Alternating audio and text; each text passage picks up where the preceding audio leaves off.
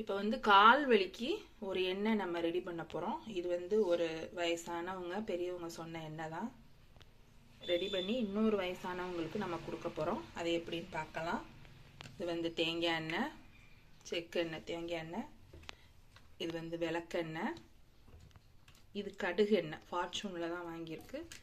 இது வந்து புங்க எண்ணெய்ன்னு தமிழ் மருந்து கடையில் கிடைக்கும். புங்க எண்ணெய். இது வந்து வேப்பெண்ணெய்.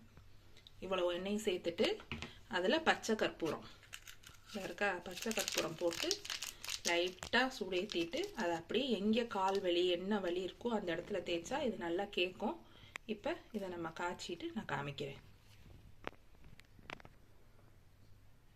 வந்து தேங்காய் எண்ணெய் நம்ம எந்த அளவு எடுக்கிறோமோ சம அளவு எடுத்துக்குவோம்.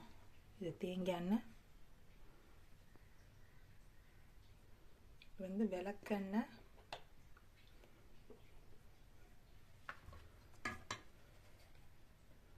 வந்து புங்கெண்ணெய். புங்கெண்ணெய்ன்னு சொல்லி கேட்டால் தமிழ் மருந்து கடையில் கிடைக்கும்.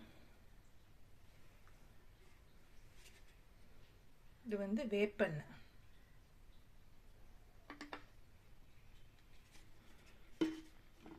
இப்போ நம்ம கடுகெண்ணெய் சேர்த்துக்கலாம்.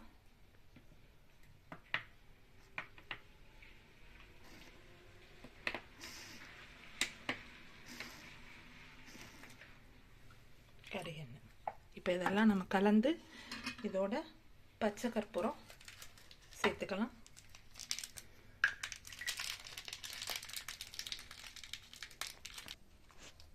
இப்போ இந்த மாதிரி லோ ஃப்ளேமில் வச்சு காய்ச்சி எடுத்துக்கணும். இப்போ இதில் பச்சை கற்பூரம் கலந்தனால நல்ல ஒரு வாசம் வரும். இது எங்கே ரசப்பிடிப்பு, எனக்கு அந்த பெரியவங்க சொன்னது தான். நான் எனக்கு செஞ்சு பார்த்தேன், ரொம்ப நல்லா இருந்துச்சு. இப்போ இன்னொரு பெரியவங்களுக்கு இதை நான் செஞ்சு கொடுக்குறேன்.